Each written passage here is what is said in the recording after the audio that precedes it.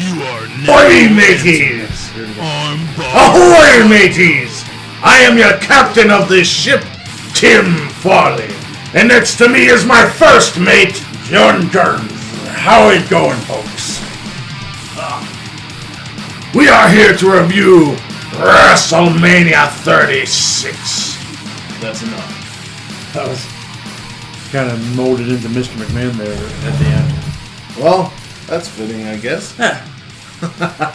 It's good shit.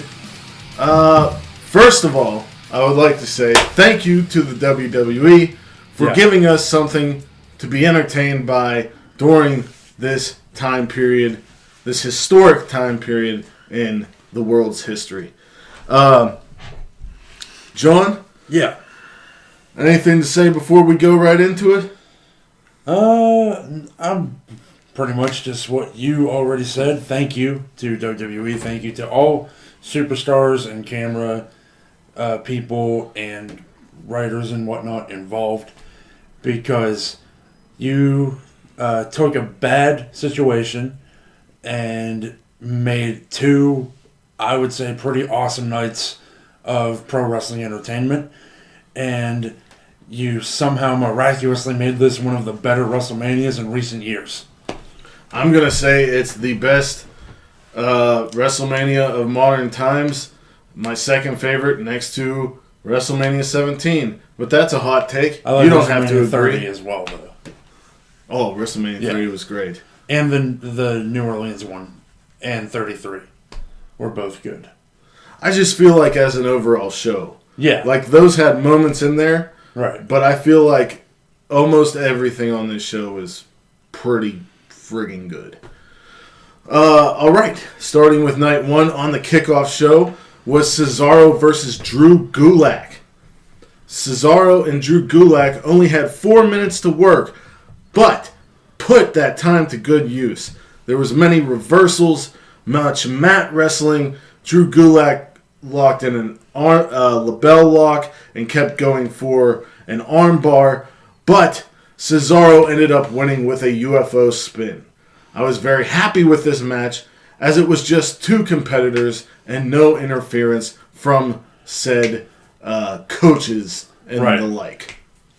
Yeah, I'd have to agree with you. For the time that they were given, they put on one hell of a match, as you would expect from Drew Gulak and Cesaro. I would like to see them go again and have some more time dedicated. Absolutely. Next. Moving into the main show, kicked it off with the Kabuki Warriors defending the WWE Women's Tag Team titles against Bliss Cross Applesauce, Alexa Bliss, and Nikki Cross. You know what's a great idea, John? What's that? Let's finally give our champions an actual theme song. Yeah. And then as soon as we give them a theme song, let's take the titles off of them. Yeah. That's a great idea. Good booking. Vince is so good at his job, I can't even stand it. That given, this was a pretty good match. I hope that one day, soon, we will get the split of the Kabuki Warriors, Kairi Sane back to her Pirate Princess theme, and Asuka back to a badass, because I enjoy that much more than the screaming Japanese, ridiculous dancing heel work of them. But I guess I'm not supposed to enjoy that because they're heels. Whatever. I enjoyed Alexa Bliss making fun of them dancing and yelling at the beginning of this match. Nikki Cross hit the swinging neck breaker, and then we got a Twisted Bliss for the win. It's nice to see the best friends of Nikki Cross and Alexa Bliss hold the titles.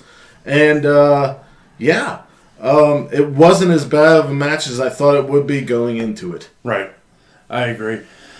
The team of Alexa and Nikki has been one of my favorites put together with the women's tag team division. Yeah, I like their dynamic together. But I do find myself missing Crazy Nikki at times. But it's good to see her having fun. and getting to work with someone that she considers an actual friend. Crazy malevolent Nikki. She still acts crazy, but in a nice way, which is different. And shows her range. Right. Moving on to Elias versus King Baron Corbin. King Corbin thought that he was going to win this match right away because he injured the shoulder of Elias, but as soon as the guitar strum hit, Corbin looked like he was going to poo in his pants. They started off on the outside, and Elias smashed a guitar over Corbin's back. Corbin hit the deep 6 for 2. Elias with the jumping knee. We got a lot of the hits, as you like to say, John. Right. Played the hits. Elias ended up winning with a roll-up, and I am glad a fellow Pittsburgher won a WrestleMania match. I'd have to agree with that. We're going to move on. Now this... You lead on this one, John. I will lead on this one. I'll come right on and say it. I'm over her. I'm completely over her. Over who, John? Becky Lynch. And I'm saying that as a fan since day one of Becky Lynch. And I still like Becky Lynch. But I cannot sit here and watch them continue to bring up people from NXT, put them on the main roster, and destroy them systematically in one fucking match. While I see your point, I will have to remind you that Shayna Baszler dominated an entire Elimination Chamber match and beat everyone in said match.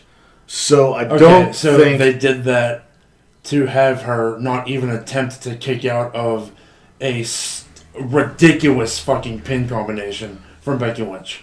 Well, that ridiculous pin combination put away Roddy Piper. WrestleMania 9, Bret Hart did it the first time I ever seen. And I've seen it happen here and there throughout WWE's course. I don't think that this was as bad as you thought it was, John, but I could understand the sentiments of those who did. Shayna brought it to Becky, but Becky is untouchable right now. She must be selling a lot of merch and doing a lot of Make-A-Wishes because she's held the title from WrestleMania through the next WrestleMania. I still think Shayna is a force to be reckoned with. I don't think this feud is over. I do believe that Shayna may take the title off of her. It's possible they have a rematch at Money in the Bank, or Shayna wins Money in the Bank, is what I'm thinking. I'd be okay with that. But the whole thing about Becky Lynch can be said for all of the 4 horsewomen aside from Sasha Banks. I'll say that. How so? All of them hold titles, except Sasha Banks. Okay. All of them have been pushed very hard. But the character of the man, especially with this new truck, this new badass truck, I don't think Becky Lynch is going anywhere away from the main event scene, even if she loses the title. Right. So, that's my thoughts. Yeah, I get my hopes up when... I get my hopes up when these crazy shock debuts happen, and in my mind, the obvious choice is to have the fresh star go over, and it almost never happens when it counts. Well, the thing you got to remember about WWE is that they like to tell a story in the ring more than having a match. Like, this isn't Wrestle Kingdom, this is WrestleMania. And that they, through telling the story, even in defeat, they still like to make the competitors look strong. And they book throughout the year. To me, so they Shayna, probably have an idea for Shayna to get that title or to stay around. You know what I mean? It doesn't necessarily mean she's buried. In my opinion, the way that she was pinned made her look anything but strong. In my opinion. To have her not even wiggle her legs. Right. Like, yeah, what the fuck was that? It was a little ridiculous. Like, she should have tried at least. Like, I agree. I don't understand. And I don't understand. Like, Shayna could... Kill? Yeah. She could legitimately cripple and put on the shelf every woman on the roster. But this isn't MMA. It's pro wrestling. And it's not NXT. I understand. As we've seen in the match that started the show, Alexa Bliss and Nikki Cross never won the NXT Women's title. Yeah. And they went up against 2 former NXT Women's Champions and beat them. So, NXT history doesn't necessarily matter on the main roster. I guess to me, Becky Lynch just always seemed like the type of person that would be willing to put over the new person. But I guess I was wrong. Maybe she will be. We don't know the future.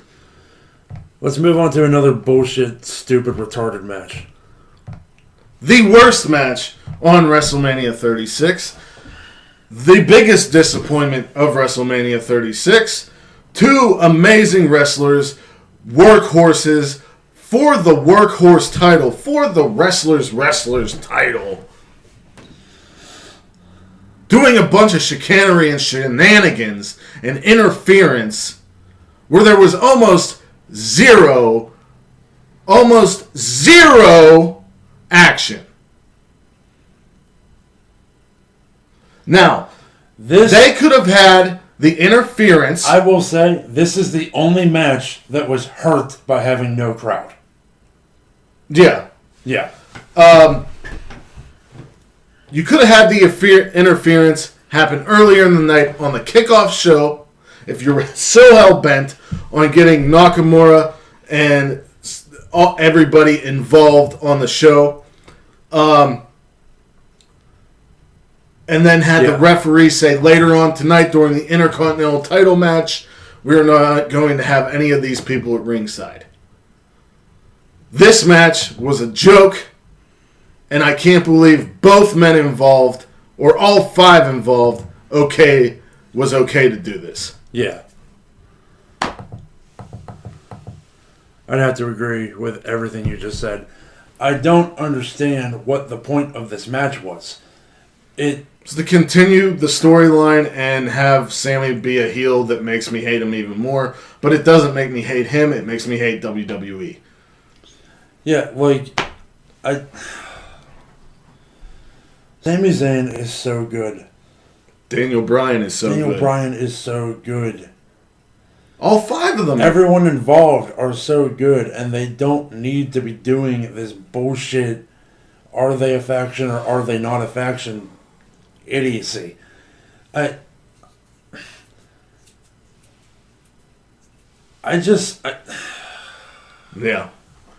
Yeah. I agree. NXT is such a good product. Remember Sami Zayn in NXT?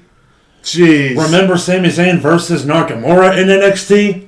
Woo! Woo! Woo! Woo! And do they really expect people to give a fuck about NXT the way that they treat NXT stars on the main roster shows? Now you can't go fully with that because the 4 horsewomen came from NXT. The Shield came from NXT. Okay, yeah, the Shield Bray came from NXT. Yeah, Bray came from NXT, and it took them almost a decade to make him interesting. But it worked. Yeah. And we'll talk about that later. Okay. But I feel you, John. I feel you. First good match of the night. Yes. First good match of the night. Women's tag team included. First good match of the night. I agree. Ladder match for the SmackDown tag titles. John Morrison versus Jimmy Uso versus Kofi. This was a really good match. I liked it. I liked it only being one representative of each team. I thought that was interesting, and I liked it because it was less convoluted with the amount of humanity involved. Right. There was some good spots. Morrison with a beautiful corkscrew senton to Jimmy Uso on a suspended ladder in the corner. Kofi rotted Morrison off of a ladder. Morrison walked the entire ropes and Spanish flied Kofi off the turnbuckle, followed by a huge splash by Jimmy Uso. A double stomp from Kofi off the ladder to Morrison. Eat that, Kofi, fat in your face like a pancake. That's a quote from Jimmy Uso. A direct quote from Jimmy Uso. Uso and Kofi headbutt Morrison off the ladder, but Morrison came down with the belts, retaining the titles for himself and The Miz. Action-packed, edge-of-your-seat stuff, great athletes involved. Why wouldn't it be a great match? Exactly. Nobody there to run interference. Nobody there to run interference. I will say, I gotta say, from this point on, the show having no crowd was perfect to me. Because there was a lot of chatter in this match and the following matches. You know what I mean? And I'll say I liked the trash talk from Jimmy Uso a lot. I loved all the parkour shit that John Morrison was doing. I love the finish of the match. Mm-hmm. I think that could reignite an Usos versus New Day feud. Because they can very easily blame each other for what happened. Speaking of the trash talk. Yeah. One of the best things about having no fans around was that we were able to hear that's what I'm all saying. of the trash talk. Yeah. And as much as Jimmy Uso was great, there was someone else who was greater. We're going to talk about it in just a minute. We're going to talk about it right now, actually. We got Kevin Owens versus the Monday Night Messiah, Seth Rollins. John, you go ahead and talk first. I'll go ahead. This match was rad. But only after the first bell sounded. You mean the second bell? Yeah, after the second bell sounded. Now, I had watched this before Tim watched it, so when the first part of the match ended, I had to calm him down and say, "Don't get too mad. It's not actually over." My notes from the first part of the match: Rollins' entrance was great and hilarious. I like the self-righteous prick feel, even though he feels a little bit like a knockoff CM Punk. Right. There was a Falcon Arrow on the apron to Kevin Owens, a pop-up powerbomb for 2. This was, whenever I thought the match was over, a really great match with a shit finish. Rollins DQs himself by hitting Owens with the ring bell. Not only did it tarnish a great match, but I feel it tarnishes Rollins' legacy at Mania. Apparently Owens agreed, and they restarted the match as a no DQ match.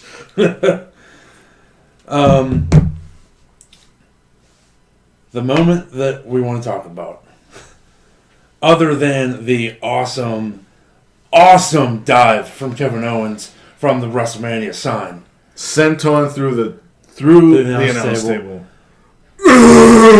Yeah, Seth Rollins. The sound of a man that legit got the wind knocked out of him. I loved having no crowd for that moment. But the best part of the match. So Kevin Owens, I guess, did what he did because Shane McMahon wasn't there. They had to have somebody jump off of something.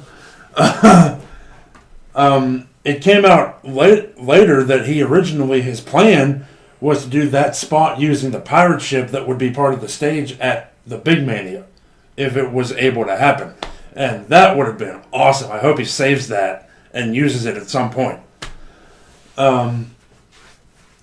So Seth Rollins will always be a little bitch. You always be a bitch, Rollins. Getting his ass kicked by a steel chair and steel steps. And as Seth Rollins walks away, you always be a little bitch. Like, that is Kevin Owens. Like, that was Kevin Steen coming out. Yes. That's what happened last night. That was Kevin Steen talking. I loved that. All right. It was so good. Into the penultimate match of the penultimate the first contest. night. Blink and you'll miss it. We had 4 spears, 4 power slams, and a bell. And that was it. Braun Strowman wins the Universal title 3 years too late. But thank God it's not on Goldberg anymore. I'll say that. Will Braun Strowman be a transitional champion?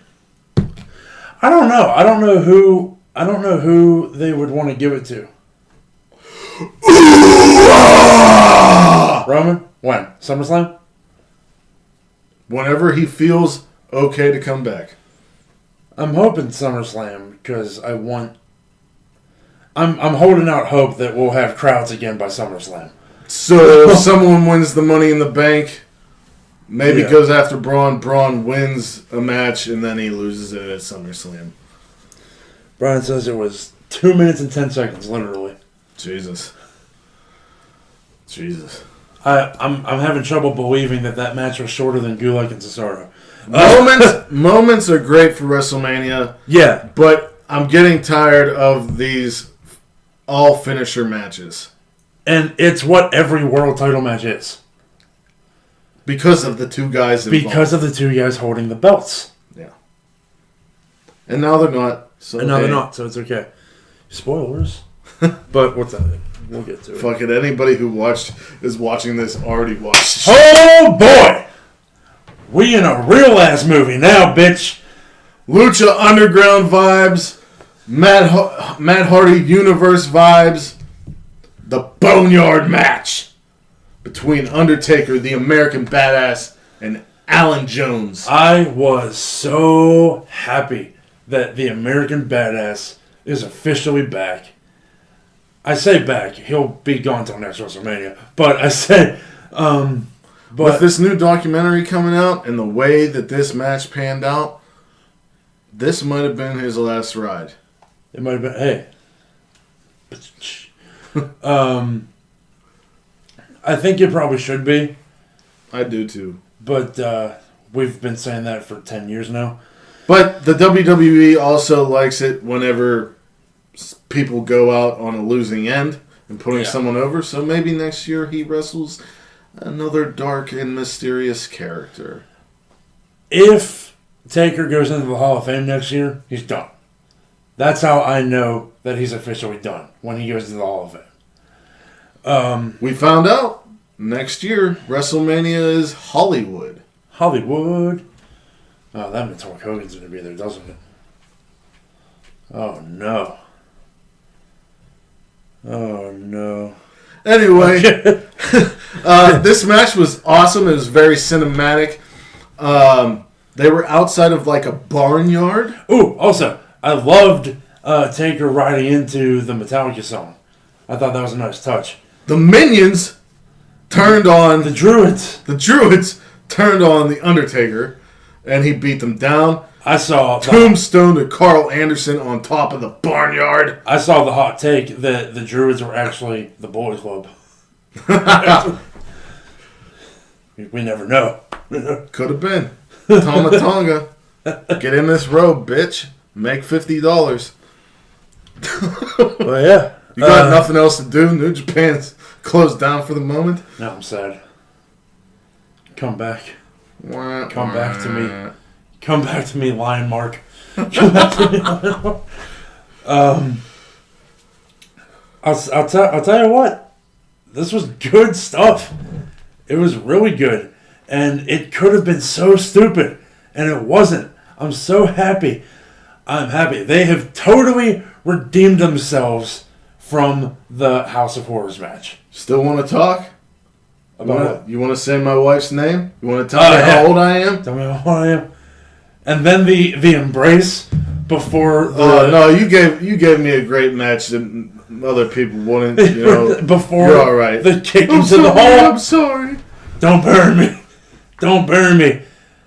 A direct quote from everybody who wrestled Triple H in 2001. Direct quote from everyone.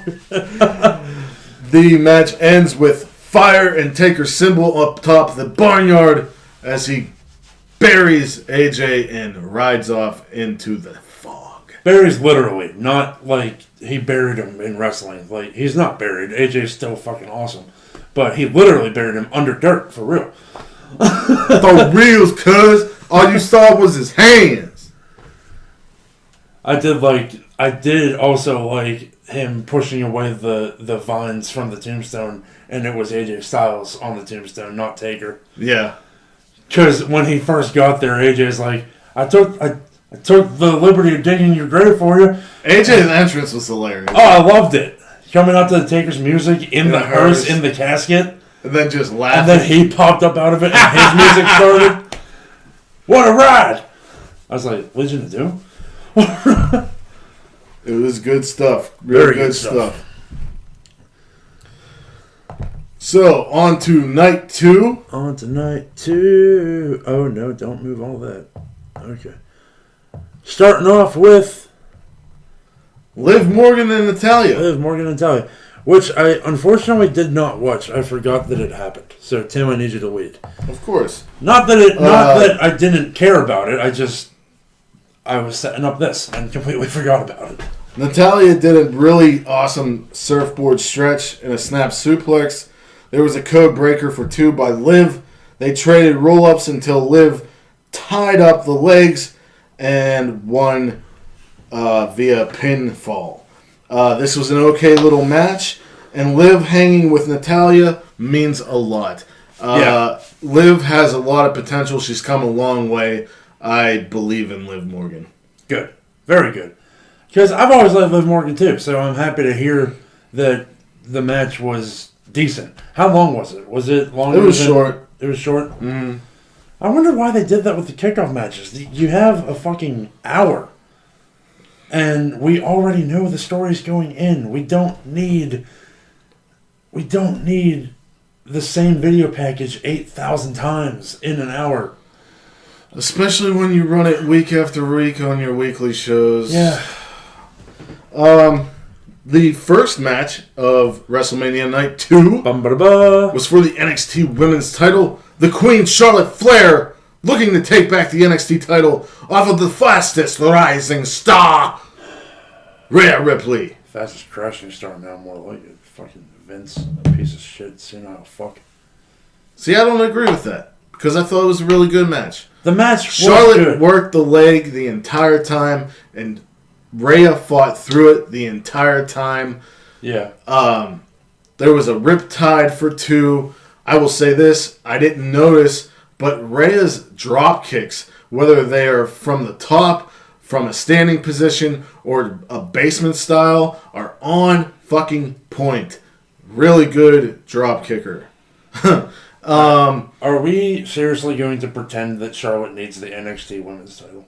Are we seriously going to pretend that NXT's falling views don't need Charlotte?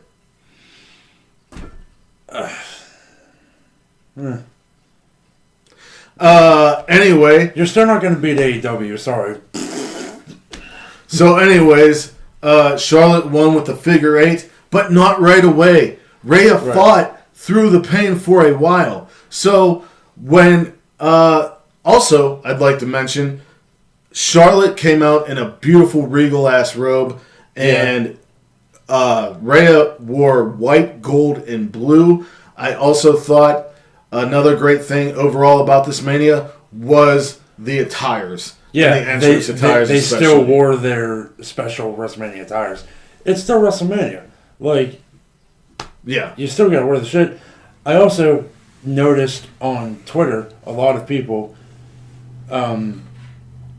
saying that I didn't realize that Rhea was kind of sort of cosplaying Vegeta. Oh, yeah, that makes sense because before on the Indies, she did the whole get-up. Yeah. That makes sense. I don't think she's buried, just like I don't think Shayna's buried. I think Rhea... No, I don't think either of them are buried. Looked a bit better than Shayna in defeat. Rhea looked way better than Shayna in defeat. Are you kidding me? Right. Shayna, I don't even know what... I think Shayna was half asleep. But no, I just think the story would have been better with Rhea going over on Charlotte. Yes, it really throws a wrench into what's happening on NXT with the women's division. Because now you know that whoever wins that ladder match has no fucking chance. Well, of course, we want to see Rhea versus Charlotte again. We want to see, you don't go here, Bianca Belair scream that in Charlotte's face again and try and take the title off of her. But this week, we have a number one contenders ladder match not involving Rhea Ripley and not involving Bianca Belair. So, is the ladder match all for naught? Is it just to get a win for Charlotte? Yeah. Come on. Yeah, that's exactly what it's for. Is she going to bury Io Shirai like she did Asuka? I don't think she buried Asuka. But, no. She's the Asian killer, man. You got the legend killer as Randy Orton, and I wouldn't have said that. Well, you're not me, John. Anyway, next match. Bobby Lashley versus Alistair Black, who sleeper hit of WrestleMania. For real, I expected there's shit. There's no reason to say that about a Bobby Lashley match, but goddamn, this was fucking good. He was really good in the match. Alistair had the entrance gear of the night, by the way. Yeah, he had a long jacket with two big horns coming out. Fucking awesome. Through the first part of this match, Bobby Lashley took control, and it was not cringeworthy. It was pretty good, actually. And Alistair Black came back and ended up winning. Of course he was going to win. I don't know why you would think anything otherwise. I'm glad that Alistair won, and I was very pleased with this match, to be honest. And Bobby Lashley with long pants, cool. Liked it.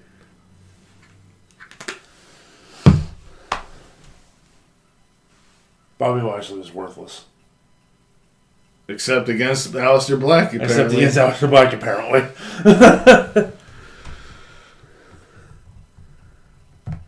I'll tell you what. Moment of the night, baby. Moment of the night. Score one for the average Joes. For the big guys! Score one for the big guys. Dolph Ziggler got his shit pushed in by Otis Dozovic. I'll tell you what, dude. Did Dolph have any offense other than a couple drop kicks? He super kicked Otis out of the ring. I remember that. Okay, but it's worth noting Dolph Ziggler came down with Sonya Deville, but throughout the match, after Sonya distracted Otis and the ref, and Dolph Ziggler low blowed Otis, out comes beautiful Mandy Rose. Ham and slam. Ham and slam, yes. Love it. Steaks and weights. Out comes beautiful Mandy Rose, and she low blows Dolph Ziggler, which leads to the Caterpillar elbow drop and a win for Otis. Now, that wasn't the best part. That wasn't the first win for Otis. Hey-o. Hey-o. Mandy raises his hand and hugs him. He picks her up in his arms, looks at her a couple of times, and she goes in for a couple of kisses from the big man Dozer. It's fucking awesome. I cannot wait to see. I cannot wait to see. I don't know what Training Day means. What happens in the movie Training Day, Sid? I have never seen this. I don't know what you're talking about. I have, but I have no idea what he's talking about. Sid's a strange man.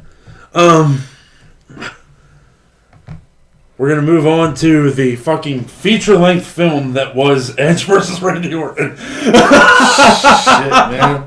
They went all over. Yeah, it was a little long. It was a little long, but it was all good. And the commentary was shit, but that's because it was dubbed over after the fact. They went through the performance and Tom center. Phillips kind of sucks. There was... No, he doesn't. Yeah, when he he's does. allowed to do his job, like on NXT and NXT UK, he's really good. But besides that, there was a point in this match where they were in the weight room and Randy put Edge's neck around some weight things, and all I could think about was, is this motherfucker gonna Benoit a motherfucker? I'm like, are you really... You're not going to cut that spot out 2 weeks after that special came out? That's the whole reason they did it. Oh, don't say that. It's the whole reason they did it. Randy is a psychopath. We know this. But Dog, that's the whole reason they did that spot. I know. So they go onto a production truck. RKOs, spears. Orton went for a concerto. Edge locked in the arm trap choke. Down goes Orton. And as Edge is having conflict and crying, he concertos Orton for the win. This was a damn good match. I enjoyed it very much. Yeah, and I don't have any complaints about the length of the match. I know that a lot of people do, but I was entertained the whole time. Did it go a little long? Yeah, it went a little long, but some matches do that. I don't remember many legitimate complaints about Marty Scurll and Okada at All In. A couple complaints, but, shit happens. Shit happens. Shit happens. After this was the Raw Tag Team titles, Street Profits against... They bring the swag like nobody can. Against Angel Garza and Austin Theory replacing Andrade. Yeah. This was a nice little match. I love seeing Montez Ford jump in the air. That motherfucker has a vertical leap like no other. Dude, Montez Ford is awesome. Angel Garza hit 2 beautiful moonsaults. The end came when Theory almost had Dawkins pinned, but Montez Ford hit a frog splash onto Theory and Dawkins got the pin. Afterwards, Zelina Vega, who had 2 gold skulls on her shoulders, kind of reminded me of her husband Alistair. They all started attacking the Street Profits. And also tied in with the pirate thing. Yes. They all started attacking the Street Profits, including Zelina. And what happened, John? Well, she was on her own against the wall. And she came out whipping her hair back and forth. Bianca Belair, who, if you didn't know, is married to Montez Ford. Because, boy, howdy, they said that a bunch of times on commentary, didn't they? So Bianca runs out and makes the save. And we end the match with Bianca up on the Street Profits' shoulders and them holding their titles. Very reminded me a little bit of Macho Man with Liz on his shoulder with the title. And it was a cool homage to that moment. I agree. We're going to talk about the 5-pack challenge, or Fatal 5-Way. If you told me this match was going to be good, I would have laughed in your face. But I would have been wrong. It was good. Very glad Tamina got knocked out first. Not a fan. Naomi and Lacey put on a hell of a show. Yeah. Bayley inadvertently threw Lacey into Banks, who hit a women's right and knocked out Banks for the win. Oh, for the elimination, rather. Bayley tied up Lacey's arm in the corner and worked her arm so she couldn't throw that woman's right. Bayley ended up winning because Sasha Banks came back down, hit a backstabber, And then Bayley drove Lacey's head face first into the mat. Bayley kept saying, Banks put the title on Bayley, and Bayley kept saying, no one can touch me. Now, as she's screaming, no one can touch me, all I could think of is, Sasha, just hit her! Just hit her! And it didn't happen. When is it going to happen? Because I am foaming at the mouth. It's going to be Sasha versus Bayley. Does Sasha win the Money in the Bank? I think so. I see that as the most obvious route to go.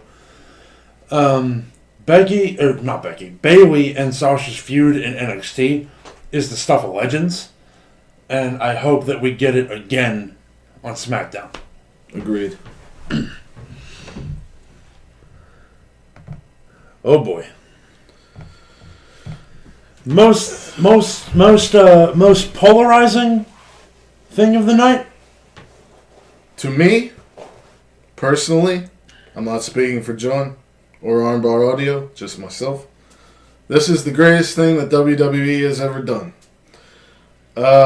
If you don't understand the Funhouse, you've never watched Adult Swim. And if you don't understand the Firefly Funhouse match, then you don't understand highly detailed storytelling. This went through John Cena's career. As John Cena walked through the door into the abyss, and Wyatt controlled the narrative the entire time. We got to see John Cena Thugonomics, the prototype Ruthless Aggression era. We got to see John Cena as he is now.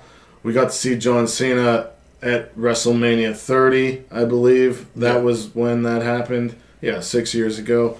We got to see John Cena as Hollywood Hogan, which was hysterical because everybody wants him to turn heel like Hogan. This shit was fucking awesome. Like the Saturday Night Main Event part where they were tag team partners and cutting hysterical 80s, 90s promos. Bray said, you're going to have to face yourself. And that was the bulk of the match. If you want to call it that. I call it a movie. A short film, rather. A vignette. The end came when Cena was speared Bray and started pummeling him, but it turned out to be the pig. What is it? What's the name of the pig? Huskus. Huskus the pig boy. And the Fiend shows up behind him, mandible claws him, hits his sister Abigail, and as he mandible claws him again, the actual Bray Wyatt counts the pin. And that was it.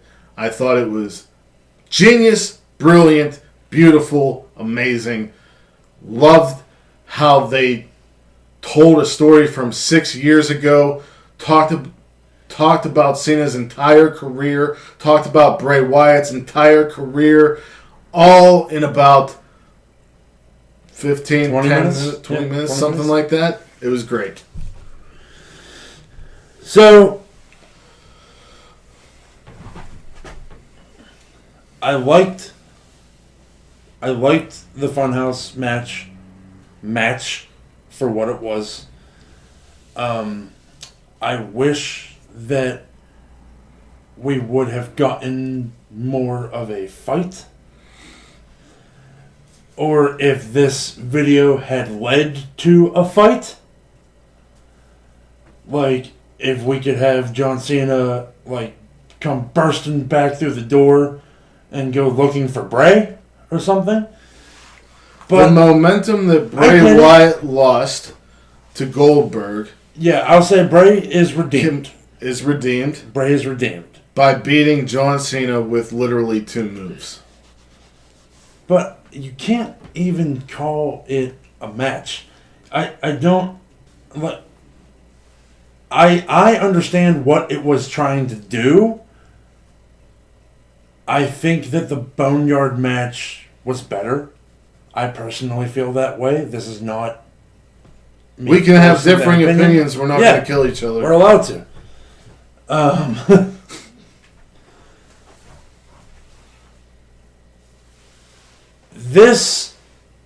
The Firefly Funhouse segment is what I'll call it.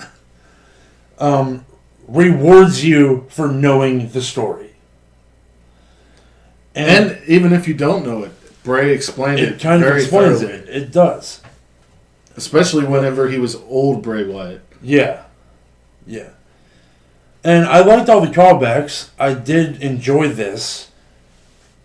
I just think that of the two, I preferred the Boneyard match. Because it was more of a match. It was more of a match. Mm-hmm.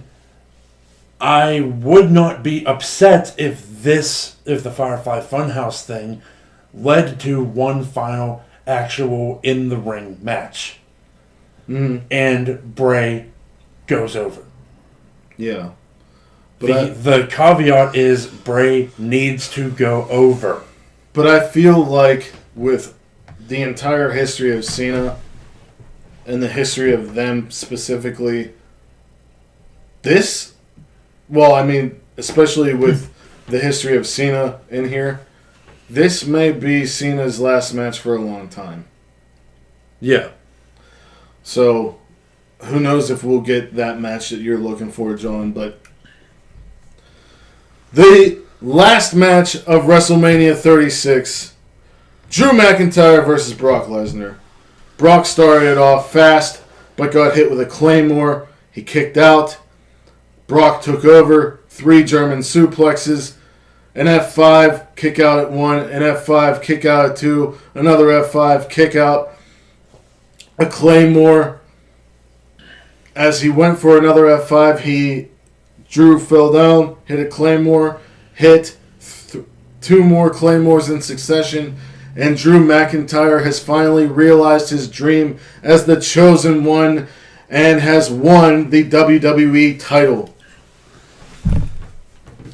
Great moment. Yay! But, like I said earlier during the Goldberg-Braun match, I'm tired of matches that are just finishers. It was very much a Lesnar match.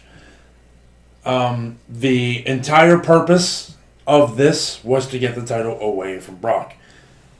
And now that it is on a wrestler, we will have better matches. So don't worry. Every McIntyre match is not going to be all Claymores. That's not going to happen. Just had to be for this night. For fuck's sake, watch NXT. I don't want to explain this shit to you. Watch it. I don't have time to explain this to you. Right. But yeah. I think it's a crime against humanity that this is his first world title in WWE. But it's okay. Because he's young and he's strong and we know that he has it in him. Sid says that the rumor for SummerSlam is Drew versus Seth. That would make sense. I'm for it. That would make sense. I was just going to say, who do you think's the first contender? And I'm thinking about the Raw people. Top heel, Seth Rollins. Yeah, Seth makes the most sense because he's getting the biggest push out of the heels. Right. So, anyway. That's WrestleMania. That's WrestleMania, baby. Wasn't that bad. Wasn't as bad as we thought it would be. Thought it was great, actually. I thought it was great. So, we'll be coming at you Thursday afternoon, early afternoon, with NXT and AEW reviews. Until then, wherever you are in the world, whether it's morning, noon, or night, you have a great one. Peace and love to all of you. Bang!